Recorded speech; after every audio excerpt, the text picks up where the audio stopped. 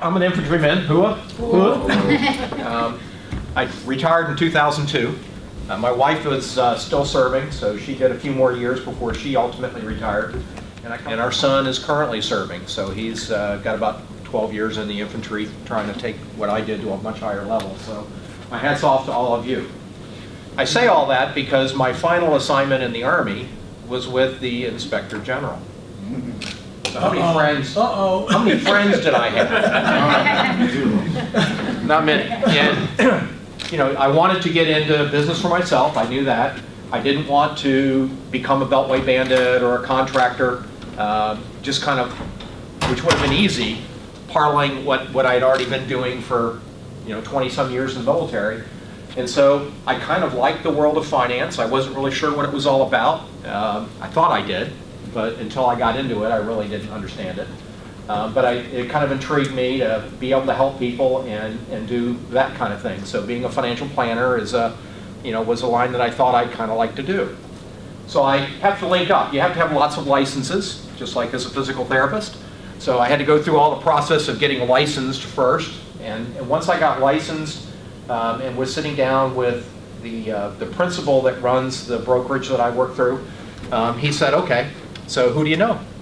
What do you mean? I know my wife, I know me, I know my son who was in high school at the time. And he said, no. Go down and make a list of 100 people that you know. And some take it all the way to 200 people. So kind of as a first step, if you're developing a business, is make a list of who is your network.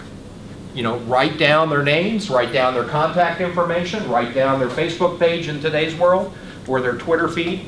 Contact Gresham here. He's the world's expert in, kind of doing the social media / internet world. But write them down, and then write down how you kind of know them, so that kind of is a memory jogger. And you've got a business, and we'll use the exotic bird calls as the business, and so you want to market your business or find out about the business. You start at the top of the list and start working your way down it. Contact those folks, have a cup of coffee with them. Hey, I'm getting out of the military, as you may have heard, and I'm going into the exotic bird call. What do you think about that business? What tidbits can you help me with, and how can I maybe help you as a business person with what you're doing if they're in business for themselves? So you're looking for a two-way win-win situation to where you can kind of benefit them just like they can benefit you. But what you're doing is you're planting a seed. You're planting a seed that's, if somebody wants to know something about bird calling, he's your guy or she's your guy. Contact them.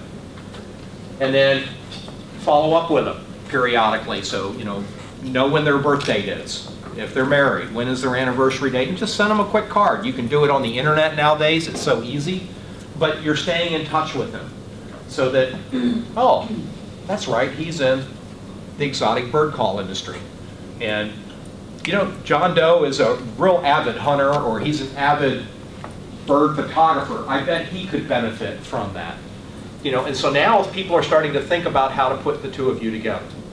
So that's how I got started. I had to make a list of 100 and then sit down with them, and probably out of that 100, maybe 5 became a client of mine. They all knew me as an infantryman. What does he know about finance?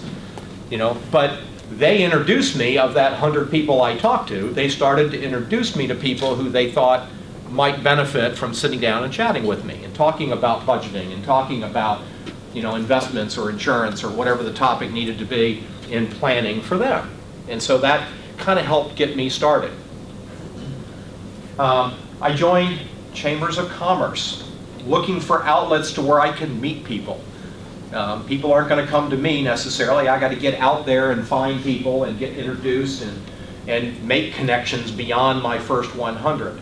And so I joined a couple of Chamber of Commerces, went to their monthly meetings, got involved with the chamber. I joined a networking group. Somebody, again, one of my mentors said, you need to join a networking group, something that is meeting consistently to network.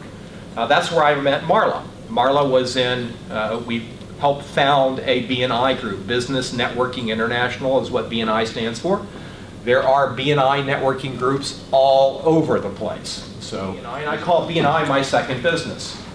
I don't make a direct profit from our BNI relationship, But what it does is when I'm meeting with a client who says, gee, we need to put in a toilet, great. I know a great plumber who can do that, or I know a wonderful handyman who can take care of that for you. Would you like me to contact them and put them in touch with you so that at least you've got some place to go for an initial consultation and get a quote?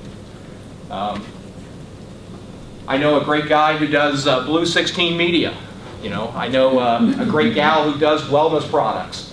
Whatever the industry is, I pretty much got it right here in my little binder that I keep handy with me at all times. So again, it becomes just a ready resource for me. I don't have to, I know these folks, I see them every week.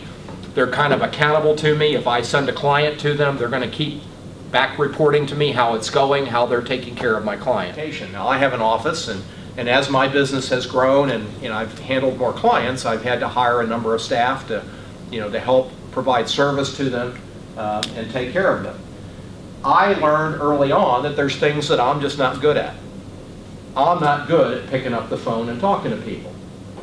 And so I hired somebody to assist me in doing that. Now early on you may not have the wherewithal to do that, but thankfully I did. So I was able to hire a gal who was very, very good at calling my existing clients to schedule their appointments for their reviews, or to assist me in calling somebody who I just met in a group like this who said they'd like to chat with me. I could give that contact information to Margaret and she would reach out to them and get us scheduled so that we could have a conversation together. Because I'm pretty good at doing that. Gresham does a great job for our B&I group. He goes out and posts our weekly meeting on Meetup. And I think every week for the last few months, there has been 1, 2, or 3 people who show up at our Wednesday morning 7:30 meeting and stand up to introduce themselves. I'm with such and such a business, and I found you guys on Meetup. So we thank Gresham for providing that input of visitors to come visit with us, and some of them find value in what we do and want to join our networking group. And, so that's a little bit about networking. It's just staying in contact with folks and knowing what's going on. I have clients that as they retire from the military or leave their federal job, they go, I'm looking for another opportunity. Please give me your resume. And I have several clients that are kind of in the headhunting business or are, looking, they're in influential positions at, some of the big contractors around town, and I'll be happy to share your resume with them, and if they have an opening, they'll call you. So again, it's just trying to be helpful and help people out, and then people will look back to you and go, I want to help him out, so how can I refer him? Or maybe, my mom or dad need their assistance. I think, but I tend to approach it with how can I help you, and then how can you help me? Let's get together to talk about how we can best help each other.